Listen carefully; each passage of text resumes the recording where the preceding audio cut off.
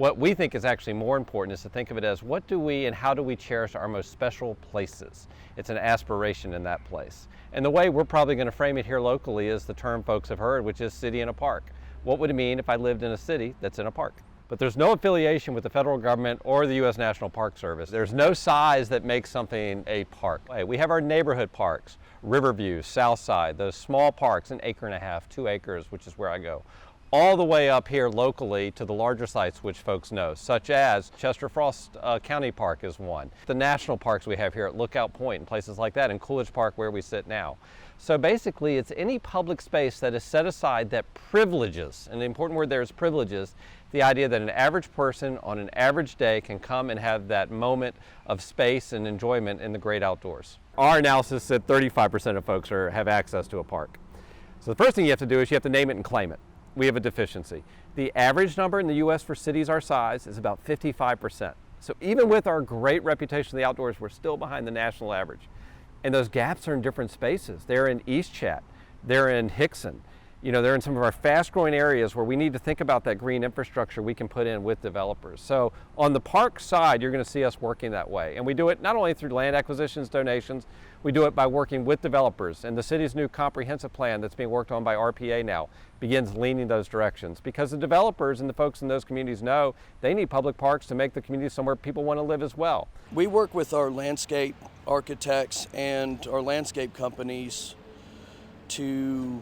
this is way before we start construction, and this is all in pre-construction, to put all the places for like dog parks and where all the trees, and there's a special way that you have to put trees to be accepted through the city of Chattanooga, so we have to follow certain regulations. You want to be able to walk out and not just have concrete everywhere. You don't want to have asphalt everywhere. You want to see beautiful greenery everywhere you go, and it creates a better attitude and a better environment. The city has not had a systemic and disciplined acquisition plan to buy land ahead of development to allow it to serve development that's coming. We're moving our way there now. We have the first time since I've been here in many more years, the city put $1 million into land acquisition this year to begin marching forward on setting that land aside. And we're not going to get there overnight. It's going to take many years, but we're beginning to make progress. If we pave over everything and we turn into the next Atlanta or Nashville, we've blown it.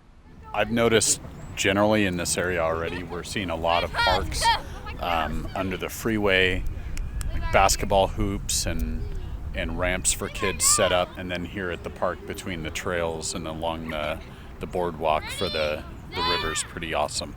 We don't see quite as much open space in Nashville as far as like downtown goes, but I think that's pretty great here.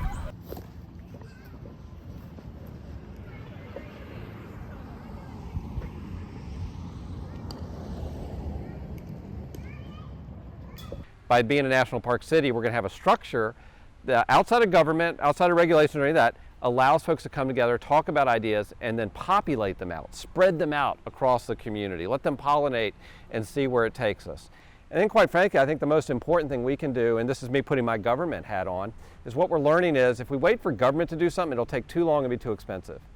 If folks do it by themselves, sometimes it's just not enough. But if we can find where we both add our strengths and support each other, that's where some real powerful change can happen.